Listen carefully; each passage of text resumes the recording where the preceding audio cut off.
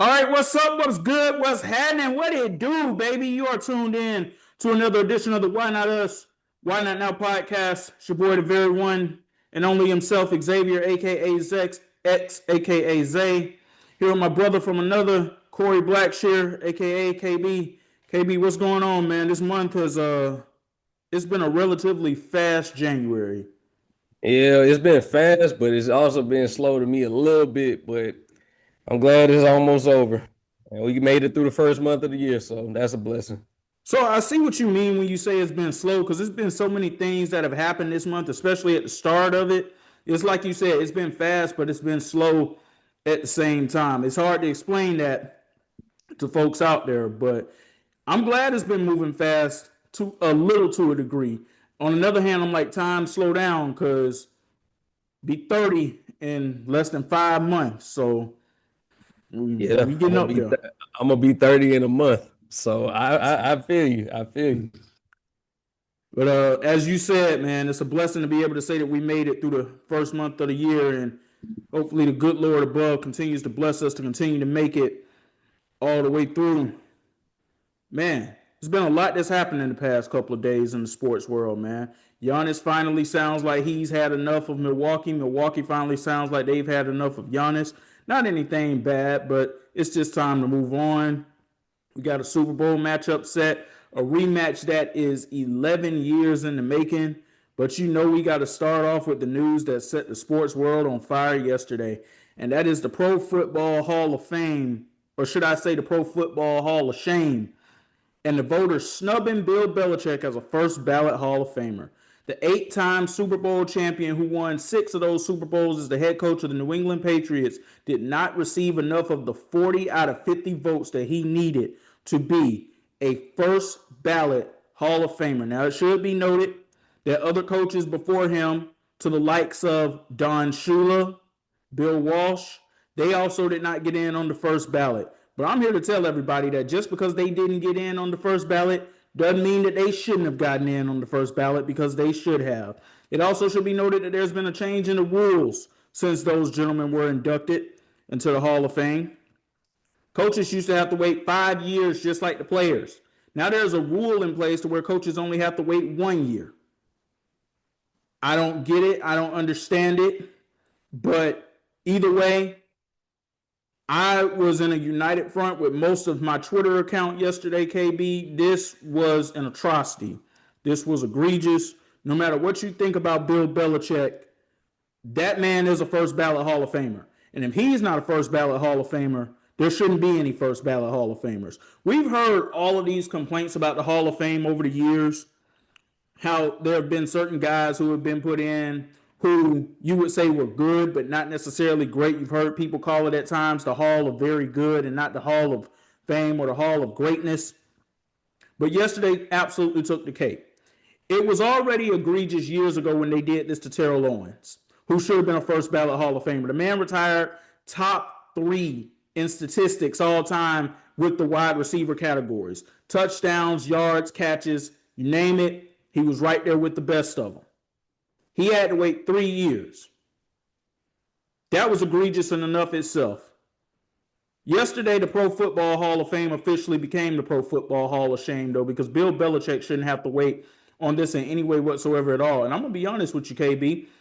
When they finally do decide to put Belichick in, which my guess would be next year, I hope that he pulls the TO and doesn't even show up to the ceremony, because the voters need to be punished for this. The Pro Football Hall of Fame came out with a statement on social media earlier this evening saying that, there's a process that the voters could go through, to possibly have their voting rights removed. And okay, yeah, that's all fine and good. My thing about that statement is this: if you all aren't actually going to override what those voters did, you wasted everybody's time releasing that statement. We are not interested in hearing that the voters could lose their privileges going forward. It should be noted that Bill Polian, who is in the Pro Football Hall of Fame for some reason, he was said to be the person who was leading the charge on making sure that Belichick couldn't get in because of Spygate and Deflategate and all of those other scandals, cheating scandals that reportedly happened with the New England Patriots. He came out later and said that he didn't even remember 100% if he voted for Belichick or not. See, that right there already tells me that there was something fishy behind him and his decision making right there too. What do you mean you don't remember 100% if you made the vote or not? If you don't remember if you made the vote, you probably shouldn't be up there voting anymore. It's something going on upstairs up there, brother. Maybe it's time for you to give that vote to somebody else. But he's just one instance, KB. The fact that you were able to get other voters to go along with this nonsense, that in itself is crazy to me. Because no matter, we know Belichick hasn't always been the friendliest person to the media and the press conferences and different things like that. That doesn't take away the man's accomplishments. And we said the same thing about Terrell Owens at the time when he was going through this as well. You cannot take away what he accomplished out there on the field. You cannot take away the fact that Bill Belichick has won 8 Super Bowls. Check this out, KB. Bill Belichick's defensive game plan that he used as the defensive coordinator of the New York Giants in the 1990 season when they played the Buffalo Bills in the Super Bowl, a team that Bill Polian was the general manager of, I might add, those Buffalo Bills. That game plan is already in the Hall of Fame. Bill Belichick's game plan that he won a world championship with is already in the Pro Football Hall of Fame. But he's not going to get in the Pro Football Hall of Fame. He's always showed the ultimate respect to the NFL. Do you remember when the NFL was going through their 100th season and the celebration that they had on NFL Network and how they were honoring top 100 players of all time at all different positions? You had Bill Belichick and Rich Eisen and other all-time great players that were up there leading that conversation, basically saying, this is why we chose so-and-so for this. This is why this person belongs in this conversation. This is why they're a top 100 all-time player. Remember, they also had a couple of clips and footage of players that were in black and white that nobody else up there could talk about except for Bill Belichick. You can make the argument that he knows more about the history of the NFL than anybody who's probably ever coached in the NFL. And before I hand it off to you, I just want to simply say this. When they bring up Deflategate and Spygate, well, Jimmy Johnson pretty much came out and snitched on everybody on social media on Tuesday night and Wednesday when he went on television networks, because here's what he had to say about that. We all used to do it. We all used to try and get a leg up. Coaches, whether it was coaches, scouts, whatever, they all would try to do it. So why are we holding against Belichick? Because he was successful at actually doing it and winning championships. And I always had the feeling that other coaches were out there doing that stuff anyway. He was just the one that got caught. And y'all purposely made sure that he got caught because you couldn't beat him. But this is an absolute atrocity. It's egregious. I don't really have too many more words to describe it. I won't be watching the Hall of Fame this year. And that's just pretty much all I got to say about that. What are your thoughts on just the Hall of Shame and everything that happened on Tuesday when we first learned about this? Man, you look at like certain, we always talk about automatic locks for the Hall of Fame. And you can, that it doesn't get more automatic than Bill Belichick, Tom Brady. Those two names are synonymous with each other for a reason. And it's kind of just, it's egregious because you just talked about like Don Shula, talked about Bill Walsh. You talked about guys like that, but two wrongs don't make a right. Certain people, their first year eligible, they have to go in. And I know that they want to, they're covering their tracks by saying that it's a process and we have to go by this and we have to go by this procedure. But honestly, certain people, you just don't have to go by any type of standard or metric. You just know that these guys are locks for the Hall of Fame. We already talked about with Terrell Owens. And I honestly had to sit through years of people saying, oh, maybe he's not a Hall of Famer. And it always was crazy to me because I'm like, he has all the statistics to back it up. He's not even very good. He's amazing. He was amazing. And we were able to see, like, it's one thing if we never got to see any of his playing career. We actually got to watch his playing career. So it's a different type of thing for me when I'm saying, like, you cannot look me in my face and tell me even 5 receivers better than Terrell Owens. You just can't do it. So it's just, for me, like, Bill Belichick is the greatest coach. We talk about Nick Saban for college. Bill Belichick is Nick Saban for the NFL. you just there is no he is the standard. He's the gold standard. He's been the gold standard. So for him to not be a first ballot Hall of Famer, everyone up there, honestly, it's kind of just like it doesn't matter anymore because what are we doing? What are we holding ourselves to as far as the standard goes? Because 8 Super Bowls, I don't think you get a cleaner resume than that. You may not have liked the way he did it. You may have not liked the processes that he did or the scandals that he was involved in, but he has those accomplishments. You may not have liked it. He may not have been personable with the media. We talked about guys like that all the time. You can't disregard what he did when he was out there.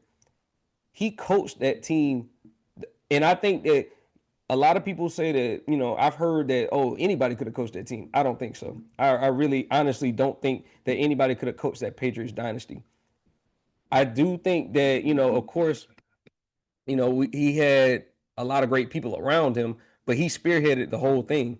It was he took all of the blame as well as Tom Brady. Those were when you thought about the Patriots, those two names were synonymous with each other. Robert Kraft, we talk about owners, but the first thing I think of is not Robert Kraft when I think of the Patriots. It's Bill Belichick and Tom Brady. Them are the only two names I can honestly say have been synonymous. And until those two actually came into the frame, they were not winning. They weren't this juggernaut that everyone in the NFL, this mega franchise that everyone had to be scared of every year. I think that this is gonna like put a really big stain on the Hall of Fame going forward, because if this is what you did to a guy who literally is regarded as the greatest coach of all time, I don't want to see what you would do to someone who's on the cusp of making it. You brought up Robert Kraft. I want to read something for you really quickly before you continue. So Robert Kraft has released a statement about the reported omission of Bill Belichick for the Pro Football Hall of Fame. And it says, quote, "Whatever perceptions may exist about any personal differences between Bill and me, I strongly believe Bill Belichick's record and body of work speak for themselves.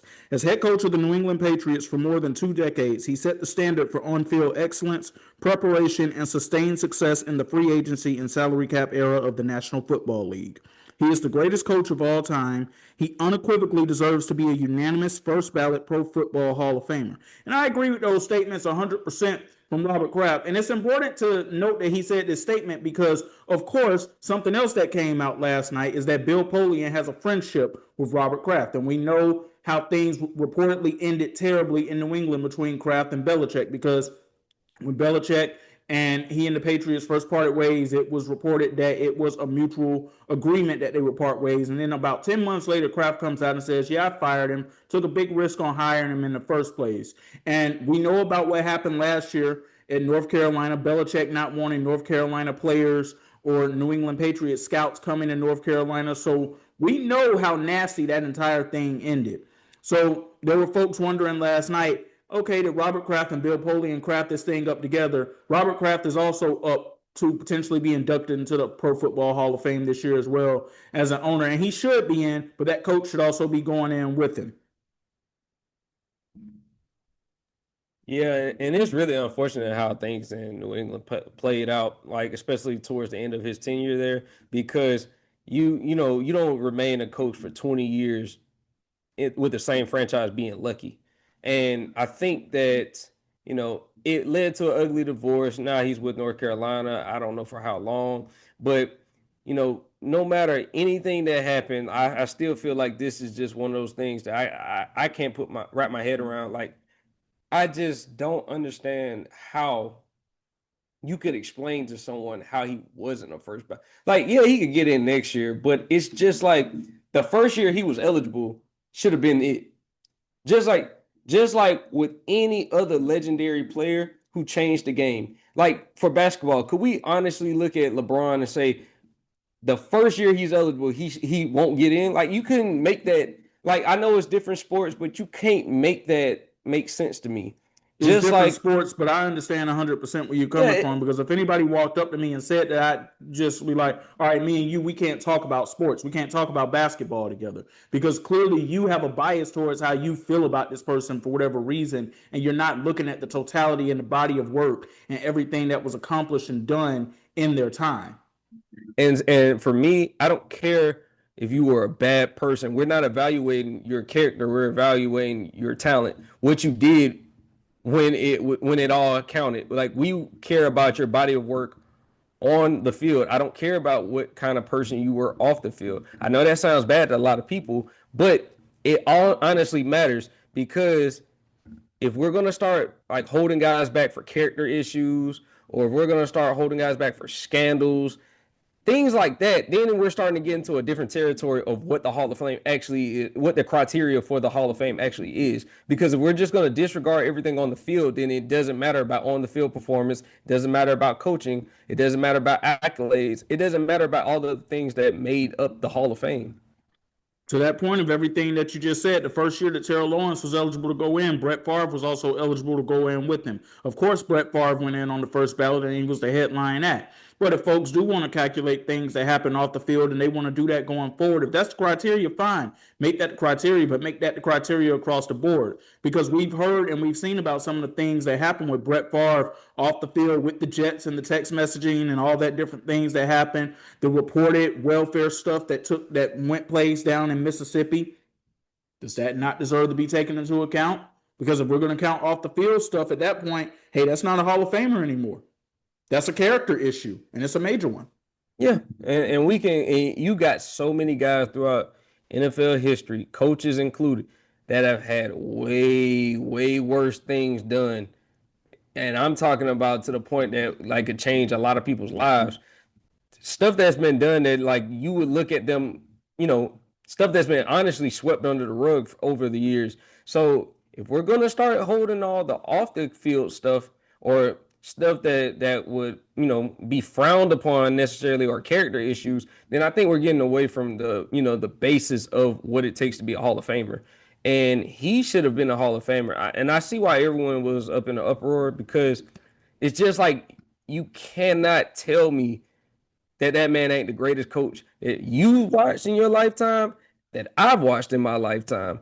I mean, we you got a lot of great coaches that have coached the game of football in the NFL, especially, but he has always maintained the same type of standard, which is winning.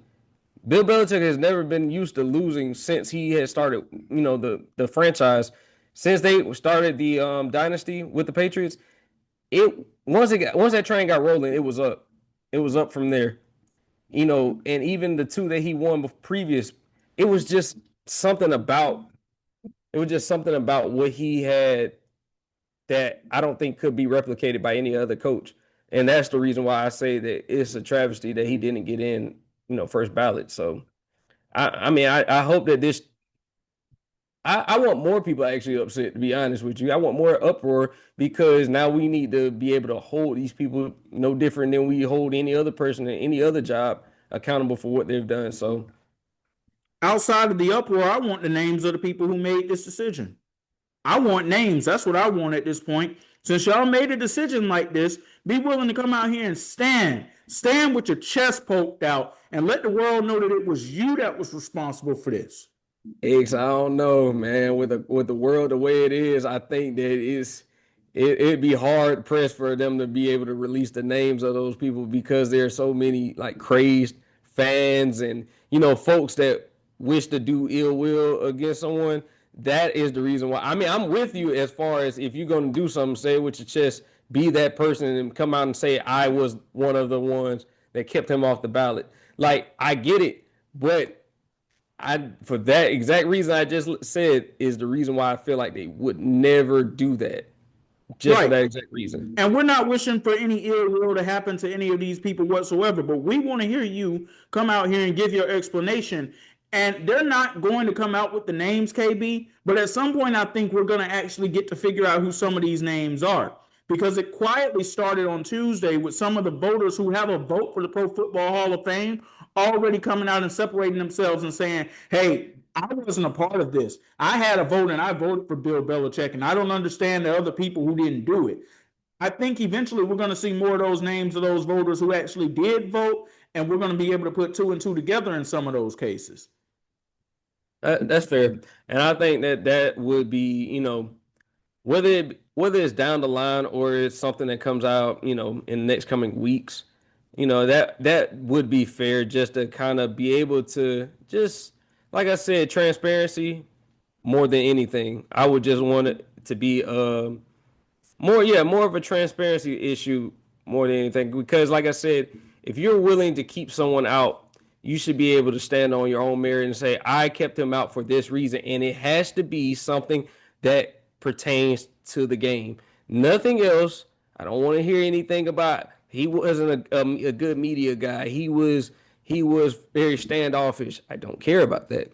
And literally, you couldn't find me a player that cares about that. Pop used to be, it was Greg Popovich. We're just talking about long tenured head coaches, not even just in the same. It doesn't even have to be the sport of football. He wasn't that personable with the media. Sometimes he could come off as bullyish, those kind of things. But you couldn't tell me he's not a first ballot Hall of Famer. You couldn't make that case to anyone. And I mean, like, I just, like I said, I want everything for the Hall of Fame to be about accolades, on the field performance, what you did when it mattered. I don't want to hear about non-football related issues pertaining to your spot in the Hall and whether that can play a part into it. I also don't want to hear the people who are saying, well, I think that people are also starting to look towards the fact that Brady might have been more responsible for those championships than Belichick. No, I don't want to hear that because Tom Brady was not Tom Brady the first day he walked through that door. He was a sixth-round draft pick. And it was Bill Belichick and his development of Tom Brady, him being patient with him and allow. I don't think people understand that Drew Bledsoe was a franchise quarterback. That Drew Bledsoe was that guy in New England. And we talk about Tom Brady, and a lot of this conversation started after, he went to Tampa, won the Super Bowl, of course. But I think that a lot of people have to understand what came with that Super Bowl. Yes, Tom Brady was still amazing, but also you have to look at everything that went right for that roster to be constructed. You had Gronkowski come out of retirement. You had Antonio Brown, who also came to play with Tom Brady specifically because of Tom Brady. So these aren't just like, nobodies that came and played with Tom. Like the Bucks had pieces already on that roster. They added more to cater to Tom Brady's skill set. And these were guys that he specifically asked for.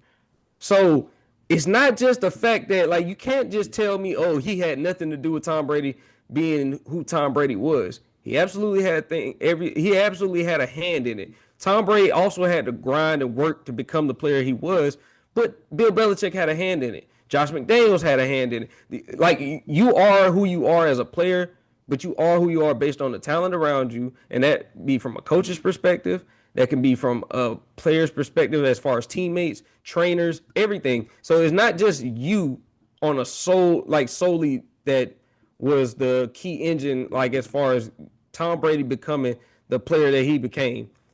It was a lot that went into it, and I think that that's why I feel like when people shortchange Belichick, they're only making themselves, look even more foolish because I'm like, Tom Brady wasn't no highly touted number one overall pick. He was, like you said, he was a nobody. He was sitting behind Drew Bledsoe.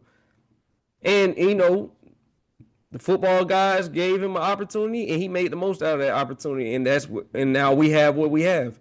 But do you honestly think that if Belichick wasn't a coach that, Tom Brady would have developed? I mean, it's no telling. We can't do like the revisionist history and start changing things. But I do think that he played such a key role in developing him. That's my only little spill about it. I just think that people gotta stop with the whole, oh, it was all because of Tom. Not necessarily. Like, you're gonna start discounting good coaching at that point if you start saying stuff like that. I also think Belichick did a great job of putting the right type of coaches around Brady too on the offensive side of the ball to help him develop from a Josh McDaniels to a Bill O'Brien to a Charlie Weiss in his very early years in the NFL. And, I'll go ahead and I'll ask the question, even though we already both know the answer to it. Since they want to penalize Bill for the quote unquote cheating that happened in New England, are they going to penalize Tom? Are they going to make him wait a year? The answer to that question is unequivocally no. but let's just go ahead and answer it anyway. God, I hope not. But no, I don't think. I think that Tom Brady is viewed as now, the NFL's golden boy. He has, his own commentary now. He's doing play by play. So I don't think that they will hold him to the same thing that Bill Belichick would be held to. And because of, success outside of the Patriots franchise, and then him helping, being a owner with the Las Vegas Raiders. I think that a lot of that stuff will be forgiven when it comes to Tom Brady. That wouldn't necessarily be forgiven with Bill Belichick, or forgotten with Bill Belichick, I should say. So we will see what ends up happening with the Pro Football Hall of Shame and who actually does end up getting elected into it this year. And we'll see if Belichick's able to make it in 2027. But like I said before, I hope he doesn't even show up to the ceremony. I hope he decides that, you know what, you all decided to disrespect me and snub me. Thank you for the induction, but I won't be there. It's already been a number of people who have came out and said today, Jimmy Johnson included, KB, they are not going to Canton this year for the Pro Football Hall of Fame, and rightfully so. I honestly think, and Stephen A. Smith said it earlier on First Take, and I agree with him on this, there should be a boycott of the Pro Football Hall of Fame because this is just wrong, and this is egregious on all types of levels. Staying in the NFL, transitioning to a new topic here. Joe Brady is the new head coach of the Buffalo Bills. KB, this is one that I don't find surprising at all. When they first fired Sean McDermott, one of the first things I thought was, okay, I see them honestly just promoting Joe Brady from within. He already knows the offense, he knows the system. I think he's a guy that Josh Allen has a great rapport with. What are your thoughts on Joe Brady and his promotion to head coach of the Buffalo Bills?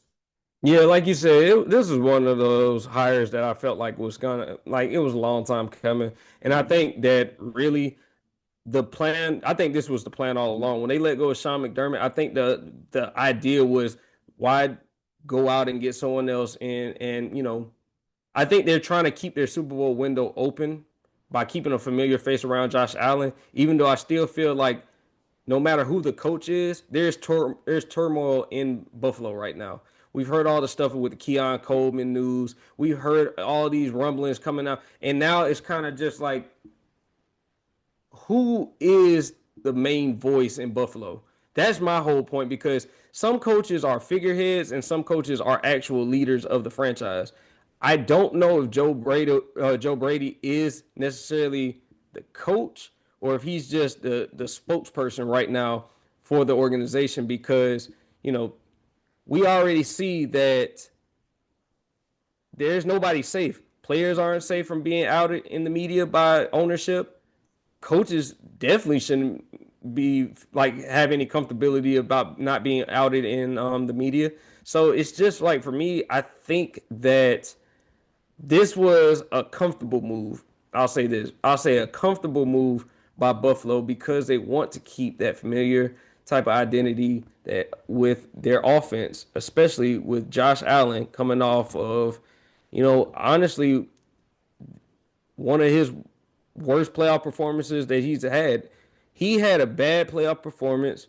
They went out in grueling fashion against the Broncos on the road. And then it's kind of just like, I still feel like, for me to even look at this move and like honestly get excited, I just got to see what they're going to do. If they're going to even, address the issues that they have on their team, especially on the offensive side of the ball at wide receiver. Like, yes, play calling is going to be the same, and that's very important for the development of a quarterback, especially your franchise quarterback. But we saw that they are handicapped very heavily by their wide receiver group. They don't have any playmakers. That's not going to change with Joe Brady just automatically being you know placed in the head coaching position. So it's a lot of stuff that has to change for me to really get excited. I just look at this move like it wasn't surprising. So I should say I'm optimistic about what he looks like as the Buffalo head coach. But I do feel like that there is a lot of things that they got to address before they can be taken seriously again after, squandering a golden opportunity for Josh Allen to, get his first Super Bowl berth this season. when you look at it, it could be safe to say, because of some of the turmoil that we've seen play out within the organization within the past week or so, it's safe to say that Josh Allen might be closer to a Joe Burrow type of situation than we ever thought that he could have been. Because things do look like they are starting to unravel there. This Super Bowl window is just going to get tighter and tighter. When it comes to Joe Brady, I'm not surprised that he got this job at all. Like I said, he was the first person I thought of for it. The only other person besides him potentially that I thought out of all the candidates who were still available was a Brian Daboll or even possibly even a Mike McDaniel. But at that point, he was pretty much a shoe-in to stay with the Los Angeles Chargers as their offensive coordinator. When you started bringing up names like Philip Rivers, I thought that was a smokescreen all along, KB. I knew that Philip Rivers was not going to end up being the head coach of the Buffalo Bills. When I tell you I was gonna tear all of my tear up my apartment, because if I literally hear a guy come out of retirement at 44 years old, not only play quarterback for a couple of games for the Indianapolis Colts, but then go straight into a head coaching position, I never want to hear about nepotism. I never want to hear about guys using their connections. I don't want to hear anything, because there's nothing. And I don't care about him. I keep seeing that they were putting stuff about him coaching high school football that literally has nothing to do with anything at that point. I don't even know why that was put in, like that was supposed to help the story out. Like, yes, that has nothing to do with Philip Rivers. I just don't think that made sense for him to be even interviewed, because this is exactly what we're talking about when we say that there are different standards for different guys. Philip Rivers, like you said, it was a smokescreen all along, but I was so confused as to why he was even interviewed in the first place. What did you see necessarily that made you comfortable enough to even grant an interview for him? I'll give you a short theory behind it. It's only because Josh Allen's there and he's a franchise quarterback and he's a superstar quarterback in the league. And Philip Rivers was a franchise quarterback in the league in his prime with the Chargers. That's the only parallel there that I'm thinking that could have remotely led to that even being a possibility of a decision of just an interview being made right there. Is there a relationship already between Philip Rivers and Josh Allen? Is this somebody that Josh Allen potentially would have been interested in being the head coach? But going back to what I said before, I felt it was a smokescreen the entire time. Yeah, but if that, like, and I'm not saying you're wrong. I'm just saying, but if that is what you're using, like, as the criteria for why he could possibly be a potential head coach, that's not really doing much for, a lot of people, just because it's just like, yeah, y'all can have a similarity in that, but what do you bring from a game plan standpoint? You see what I'm saying? Like, what would you do? Because we just went from a guy who we at least got into an AFC championship game with, at least that. What could you possibly come in with?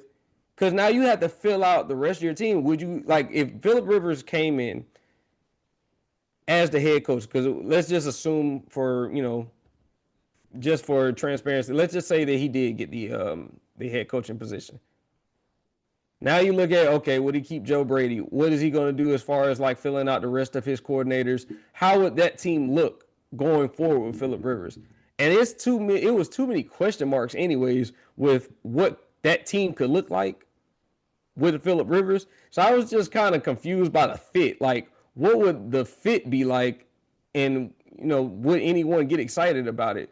Because if anything, I would say other than him playing the quarterback position and maybe having somewhat of a relationship with Josh Allen, you literally couldn't point to anything else that would make me understand why Philip Rivers was getting an interview. Because I understood why he got the nod to come back and play with the Colts this year, because of his relationship and his understanding of the Colts offense. I understood that. But I didn't understand this. And this is like one of those things where I was just like, I'm willing to hear anybody out. I couldn't come up with anything. So X, you got to help me out with that one. I mean, what I said earlier is pretty much the only way that I can relate to it. I don't know if it would have been the best decision. And you said Joe Brady staying on as the OC. Had they hired Philip Rivers as the head coach, or if he didn't take his name out of the search, I don't think Joe Brady would have stayed as the offensive coordinator. I think Joe Brady possibly would have gone somewhere else to be the offensive coordinator, or dare I say, even still in the runnings for those two head coaching openings that are still available with the Raiders and the Cardinals right now as we speak. And I'm very interested to see the direction that the Raiders go in. When it comes to the Cardinals, I really don't care. It's a tire fire organization. But I definitely understand where you're coming from with that. I'm just curious to see where the state of the Buffalo Bills are just headed, though, in general, because they're opening a brand new stadium next year with a retractable roof that's going to be very helpful for when they go into the winter months, at least. But Josh Allen's 30, or he'll be 30. You got a finite amount of time to still go with this. And with his play style, because he plays like a Big Ben Roethlisberger and a Cam Newton, those guys age faster. They don't necessarily age as gracefully as a Tom Brady or a Peyton Manning does. That's something else they got to keep into account. Yeah, they got a lot. They got a lot of questions they got to answer before people can really hop on board with this team. Like, it's so many holes right now that we've seen, not only from, like, we held Sean McDermott to the flame because we seen that there was a ceiling. Now we need to see what Joe Brady can do or change the look of or the identity of this team, because, like I said, with all the turmoil that's been going on, you kind of want to quiet the noise that's been going on all off season. Because since the Denver game, it's been a lot of noise coming out of that team's, maybe it's all internal and something got leaked out, maybe not. But I think that, ownership coming out and saying what they said about Keon Coleman, that was a bad look. Now, I felt like that messed it up also for a coach that would come in, because now it's just like, is my voice really going to be the ultimate voice, or is it going to be ownership? Is it going to be the owner always kind of, having me look over my shoulder just to make sure that my voice is being heard amongst my team? Is it going to be my team, or is it going to be another Jerry Jones situation? Nobody wants that. So now I feel like you have to make this team your team now. It's not Sean McDermott's identity no more. It's your identity. Now that's always the transition from a coordinator position to a head coach, because now it's all on you. What you choose to do with this team and how you choose to make this team, embody the vision that you have, that's going to be determining, determine what their success is going to be like this upcoming season. Because they got a lot of questions to answer, man, like a lot. And we'll see if that happens. I'm optimistic, but I'll hold my judgment out until like maybe a couple weeks into the season next season, so I can actually see what this team looks like. What I'm going to say about this is, was it a knee-jerk reaction to fire Sean McDermott? On one hand, you can say yes. On another, you can say no. You can say no because it does feel like they might have plateaued or reached a certain ceiling with him. But the reason I say on another hand, you can say yes, is because the best candidates who were available for head coaching jobs in this cycle, when you have a player the caliber of a Josh Allen, those guys had already chosen their next destination. The ink was already dry on those deals. John Harbaugh, Kevin Stefanski. You can even make an argument possibly for Robert Saleh. Well, no, Saleh had not been hired by the Titans yet when Sean McDermott was let go. But John Harbaugh and Kevin Stefanski, if they had still been available, I believe one of those two might have ended up becoming the next head coach of the Buffalo Bills. Agreed. So we'll see what ends up happening in Buffalo, man. Well, this was going to be one of the quick hitters, but I actually think this is one that's actually a little worth more of a deep dive of a conversation. And that is the lowly Cleveland Browns that it felt like nobody wanted.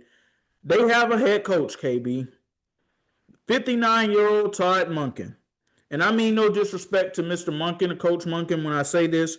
Congratulations to you, sir, getting your first NFL head coaching job. And we're always going to have love for you on this podcast simply because of what you meant to UGA and you helping bring championships to the University of Georgia with that offense and how you set Stetson Bennett and company up for success the way you did. We always going to have appreciation for you on that front there. For Cleveland Browns fans, this has to be arguably the most uninspiring hire that this team could have made.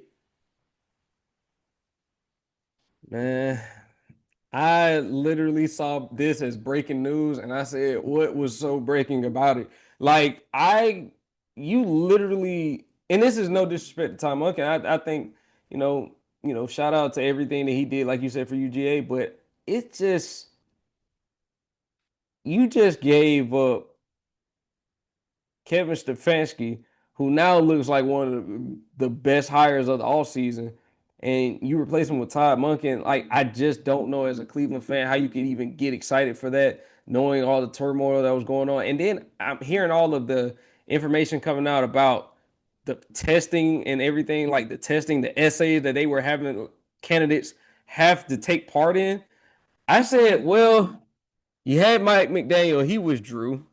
You had a couple of other candidates withdraw their names from the consideration for the head coaching position. And you follow it up with Todd Monken. I don't really know where they're going, but I don't want to see where it ends up at the end, because that right there just let me know that y'all are not. It's a lot going on in that front office, and none of it's good. It doesn't sound good. And now X, this is going to lead you into another part of what we were going to discuss. We talked about it a little bit earlier before we started the show. Your defensive coordinator, Jim Schwartz, he was a candidate for this position. He was passed up for this position for Todd Monken. And now the feelings are that he will not return next season. Jim Schwartz, who honestly coached his ass off this season on defense. That was one of the best defensive units in the NFL. We saw a lot of games that they lost because of their offense. Now he is reportedly at a point of no return when it comes to Cleveland. So not only did you get an uninspiring hire, you also pretty much pissed off your defense coordinator, and now he has no intentions of coming back. X, this is a mess. And to be honest with you, it is going to get a lot worse before it gets a lot better. Because now, who do you replace Jim Schwartz with? A seasoned head coach, also a seasoned coordinator in this league. Who do you replace him with? I don't even know if they know the answer at this point. This is really turmoil in Cleveland. And like I said, it's just, I don't know where they go from here. Excellent. I want to hear your thoughts on it. So I got a thought on where I believe Jim Schwartz will end up, but I want to go back to something you said before. You said you don't want to see where this ends up. No. I'm here for this. I am here for the circus show that is happening in Northeast Ohio. There are just you need some comedic relief sometimes in every single given situation. We know we're going to get that from the New York Jets. We know we're going to get it from the Cleveland Browns. And I do believe that at least for next season, we're going to get it from the Arizona Cardinals. I don't necessarily view them as a comedic situation all the way around, because we've seen Arizona have more successful seasons in our lives than we've seen the Jets and the Browns have. But I'm here for every part of this circus show, because I realized something on Monday of this week, KB. Do you realize that the Cleveland Browns and the Milwaukee Bucks have literally the same exact problem in their organization? And I mean the same exact problem in their organization. And that would be Jimmy Haslam. Jimmy Haslam is part of the ownership with the Milwaukee Bucks. He is the majority owner of the Cleveland Browns. And both of those teams are in a state of turmoil right now. We're going to talk about the Milwaukee Bucks a little bit later in part 2 of the show. But that is a generalization that I came up with on Monday. I'm like, he is the problem. And unless the NFL forces him to sell the team, these problems are going to continue to persist the way that they are. Imagine there's only 32 of these jobs in the world to be an NFL head coach. And you have guys who have worked their entire lives to be in this position. And you walk up to them, it's like, hey, it's your day. There's a coaching opportunity available in the NFL. Sign me up. But it's the Cleveland Browns. you know what? I think I'm going to go back to being a coordinator for next season, and we'll hopefully get an opportunity to try this again next year. Your organization is so bad that nobody wants to take one of the only 32 jobs that are available in the world that people bust their rear ends for. And the kicker is Jim Schwartz actually wanted the damn job. He wanted to stay there to try to build something in Cleveland. This would have been his second shot as a head coach in the NFL if he had been hired, because he was the head coach of the Detroit Lions, who were also a tire fire organization at the time that he was the head coach there too, through no fault of his own, quite honestly. And you told him no. And you alienated him, and now he wants nothing to do with the organization at all. I want to know how Myles Garrett feels about this. I want to know, are we going to see Myles Garrett demand his way out of Cleveland this year around too? But this time, is he actually going to stand on business? Yeah, I only had the only part I was going to chime in on was that Myles Garrett comment because I'm like, I don't really care enough anymore if he tries to demand his way out of Cleveland because you literally had your opportunity to leave. You chose to take the money. I don't. Now you get to suffer in silence, or you can suffer. You can suffer loudly, or you can suffer in silence. If I were you, I think that everyone now knows that you're going to suffer in silence because, and it was funny that you did say it. It's not like people are just clamoring to go to Cleveland, and you had a guy in the building that wanted to be there. That just kind of just seems that doesn't make sense to me. How you couldn't give him more of a look? Like he honestly, like I'm not gonna take anything away from Monken, but it's not like guys were just lining up at the door to go to Cleveland, and he wanted to be there. But he also saw this as his probably his best opportunity to be a head coach in the NFL again. Like I said, he did a great job with that defensive unit. That defensive unit this year was one of the best. We saw them dominate games. You had pretty much the defensive player of the year in Myles Garrett. Break the sack record. I just don't know how. Like that was, and I honestly I feel bad for Schwartz because, like I said, these opportunities. While there are opportunities every year for vacancies, certain guys only get certain opportunities in this lifetime. That the coaching cycle is so crazy that certain guys only get a look maybe once or twice. They're not just the easiest jobs to come by. I felt like that this was a perfect opportunity for him. I feel bad that he got passed up, but I understand his frustration. I do. I really do. So when it comes to Todd Monken, do you feel like this is going to be closer to Hugh Jackson and Freddie Kitchens, or possibly some of Kevin Stefanski? Yeah, Hugh Jackson, Freddie. Nah, yeah, Hugh Jackson, Freddie Kitchens. Because there's nothing inspiring about this team. Still, there's nothing inspiring about this team. So, like, if you ask me, would this be more close to a Kevin Stefanski situation? No, because at least I can say Kevin Stefanski was a two-time coach of the year. I don't get that. I don't get that feeling that this is going to be anything remotely close to that.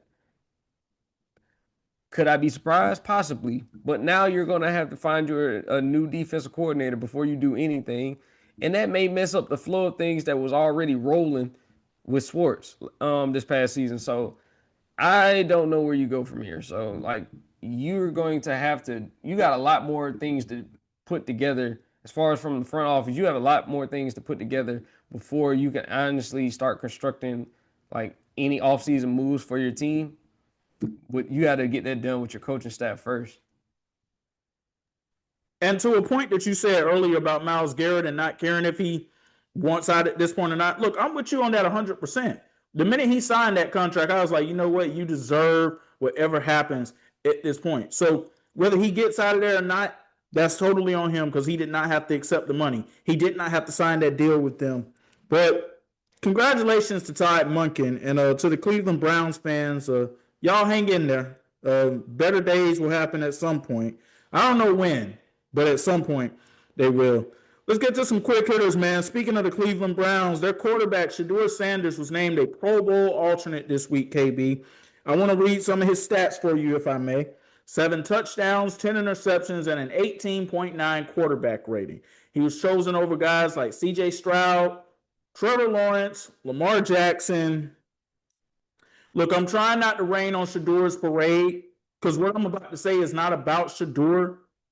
But you can't look at stats like that blindly, take the name and the face away from it, and say that that person deserves to be a Pro Bowler. When I look at the fact that that selection was made, and I know that it was really based off of Shedeur's popularity, and they're trying to get some eyes to watch that game on Sunday, especially when you got heavy competition they're going to be going up against, I believe, because is the Pro Bowl going to be in the evening or the afternoon this year? If it was up to me, it would be in the morning while everyone's asleep. That's how boring this. Like the Pro Bowl lost all its luster a long time ago, and honestly, I felt like this was one of those things like where they went through so many names and they all said no, because like you said, it's not like Shedeur has comparable stats to anyone that deserved to be in. It was kind of just like, well, it could be based off of popularity, but I felt like they went through a list of names that were potential names that could have made a Pro Bowl this year, and a lot of and because he was alternate, they said no.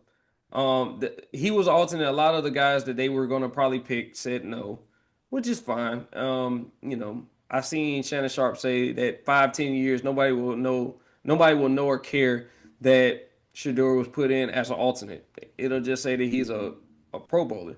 Whether he gets that opportunity again, to be a Pro Bowler on his own merit will remain to be seen. But I saw a lot of people in the uproar about this as well, saying he didn't deserve it. Who at that point, because you have to honestly think about it. A lot of the players that are banged up, you got a lot of guys that are banged up. You got a lot of guys that said no. There are, a couple of guys that are still playing in the Pro Bowl, that are playing in the Super Bowl. You only got a few guys that actually want to actually represent the Pro Bowl, because the Pro Bowl isn't what it once was. It used to be a real competitive game. We used to see it. Now we're seeing guys play dodgeball. We're seeing guys play flag football because they don't want to get hurt. And that's why I really don't care. Like people are going to be mad and pissed off about whatever. But Shedeur being an alternate just tells me that a lot of guys said no, because it's not like he had great stats. I think that this is just one of those things that they went through a list of guys. May have been 10, it could have been 12, it could have been a couple of guys that they had in mind. A lot of them either said no, or they just are injured, or they have no interest in it. Because it's like I said, it's not what it once was. Yeah.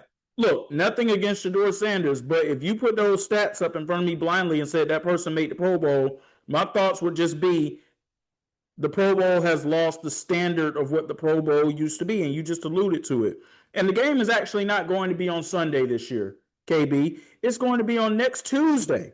Yeah, it's going to be Tuesday on ESPN. This is how we know things have fallen apart with this game. It used to specifically be reserved on a Sunday. It always used to be in Hawaii. It used to be after the Super Bowl. Things have completely fallen awry. And I don't know if they did this because they don't want to go up against the stadium series that's happening at Raymond James Stadium on Sunday with the Boston Bruins and the Tampa Bay Lightning. That's going to be a lot more intriguing. I'm going to tell you that now. I'll be in attendance for that. We're going to be cold down here because it's going to be 35 degrees outside, and it's going to feel like a ice hockey rink inside of Raymond James Stadium, but that's all right. We will survive. But yeah, man, the Pro Bowl, I haven't watched the Pro Bowl in years, and this isn't necessarily a move that's going to get me to a TV on Tuesday either.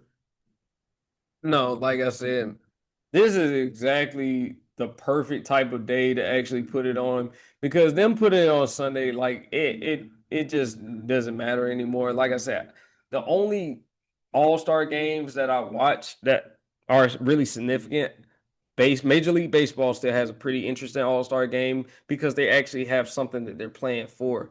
I'm hearing, guys are incentivized to play for X amount of money. And the fact that you have to incentivize millionaires to play for more money kind of just lets me know that this ain't like we started getting away from what it used to be. And I kind of see why some of the older generation starts to, look down on the players now because you guys are playing less. You're playing less as far as like, we got a lot of guys that take rest games. They do all kinds of stuff. And modern medicine has made it to where they recover faster. But yet you guys can't even go out there and compete for the fans. Like being a Pro Bowler meant something once before, and now it means literally nothing. I get nothing hearing that, like, oh, they're gonna be in the Pro Bowl game. I mean, that's cool, I guess, but now it's the Pro Bowl games, which means they're going to be competing in a series of meaningless games. I don't want to play. I don't want to see guys play dodgeball. I can go to the local gym and see that. I don't want to see guys do other little random skill challenges. It's just not. It's just not conducive to what I want to watch from a fan perspective. No, I agree with you on that 100%.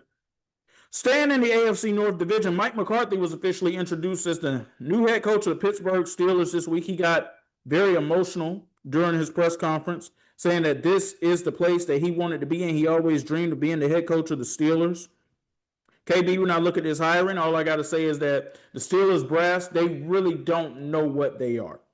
They believe for some reason that they're still contenders as old as they are, but they're going to find out really quickly. Even if Mike McCarthy and say Aaron Rodgers does return, because he did say that he and Aaron have had a conversation. He didn't allude to too much about what that conversation was, and we'll find out as the offseason goes on what that conversation was. If Aaron comes back, obviously, we're going to see a reunion between him and Mike McCarthy that we saw for 13 years in Green Bay. But at best, they're 9-8, 10-7 again. Maybe they win a playoff game. Maybe they just go to the playoffs.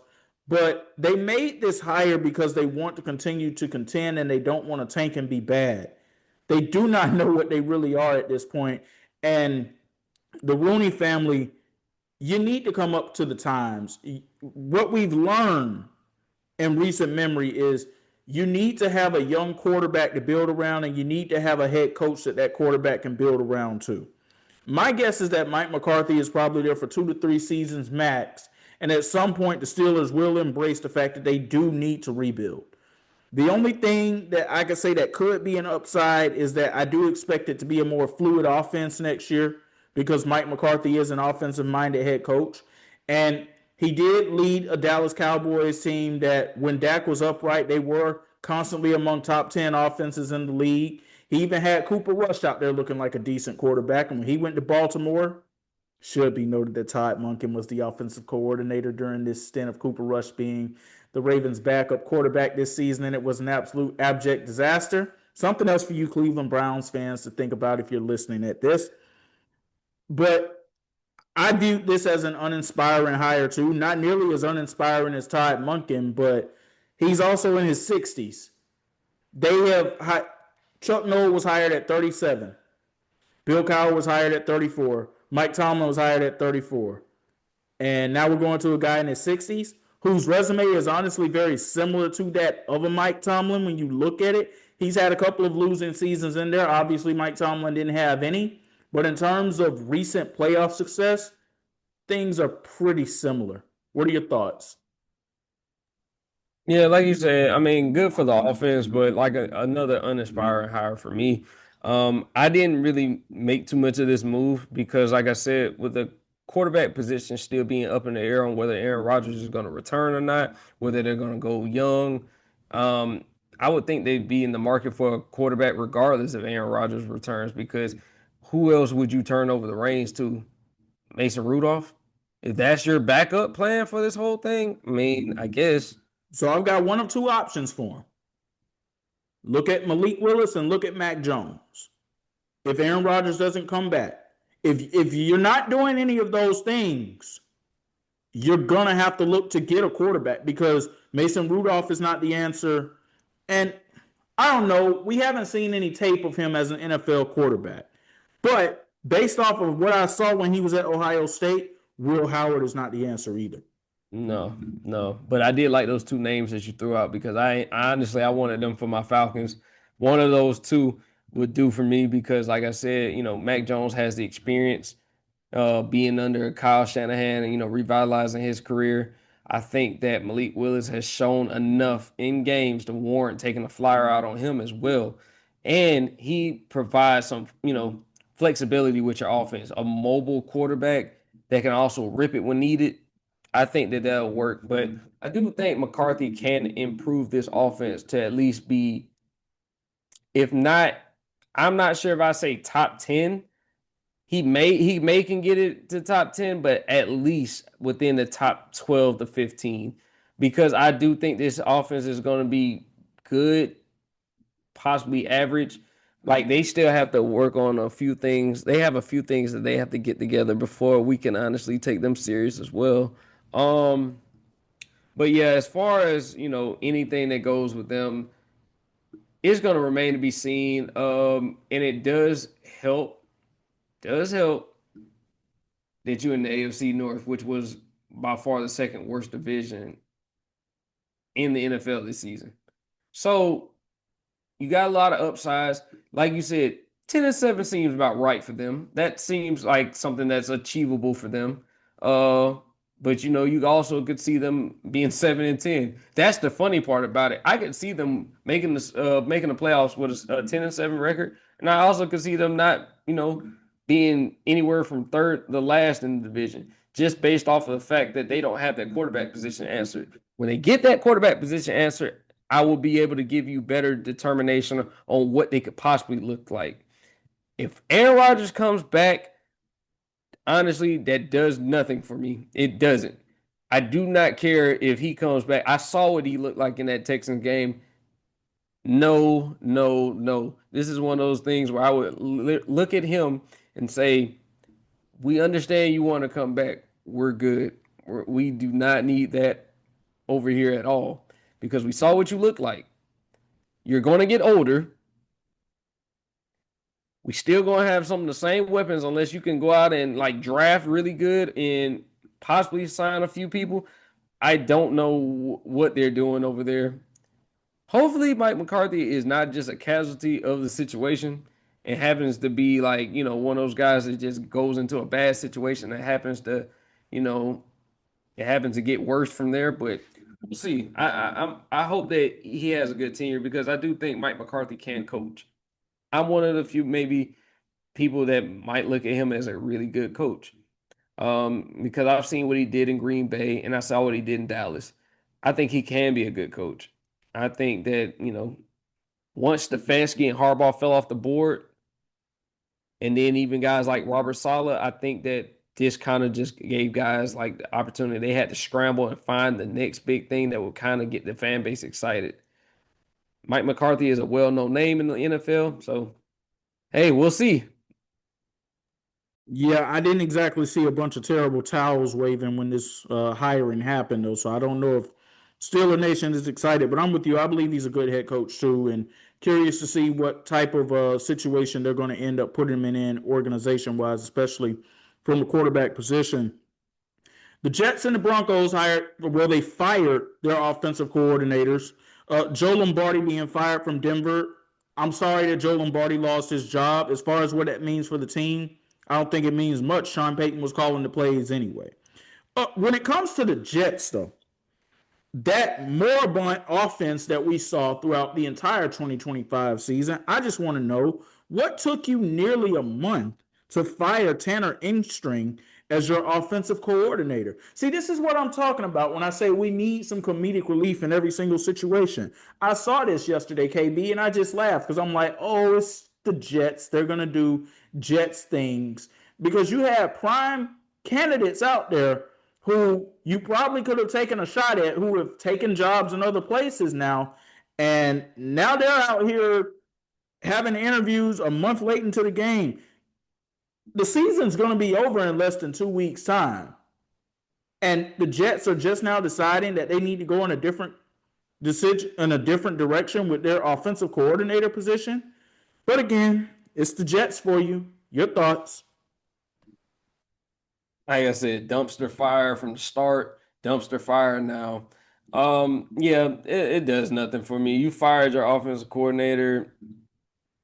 you had one of the worst offense. Like you said, I'm surprised that it took that long. Like there was no fluidity with Garrett Wilson on the field or without Garrett Wilson on the field. There was no fluidity when you had Justin Fields at quarterback or you had Tyrod Taylor at quarterback. It literally did not matter. And this is why I say that, yes, I see why a lot of people pass up on certain jobs. You know, I wish Aaron Glenn all the best. I do. I really do, because I do think he's a great football mind. Now, with that being said, it is certain places that you are going to be up against it from the start to the very end. I think that the Jets, this is one of those situations. It does not matter because, like I said, I don't trust ownership. I do not. Any owner that would publicly out his quarterback, I do not trust you. I do not support what you're doing. As far as the Broncos go, still does not move me. We saw a lot of games where they were mundane at best on offense in the first half of games and literally had to rely on their defense to hold down the fort and hope that offense could make a couple of plays late. Now, we just saw a game where they just lost 10-7 in the AFC Championship. Yeah, it was bad weather. But when I tell you, I do not know, like I said, I think Mike McDaniel and Brian Daboll were the two best offensive minds that I thought that were out there available. I don't know where you go now. I'm just not really understanding what this does for the landscape of their team, and it does nothing for me, honestly, from a fan perspective as well, because like I said, you lost a lot of games due to your offense. Now, who do you replace it with? Like, sorry, Lombardi lost his job as well. I'm never going to advocate for someone losing their job, but you got to be aware that this is what comes with being an offensive coordinator. If you can't put up points, yeah, you're going to get hung out to dry regardless of the performance of the players.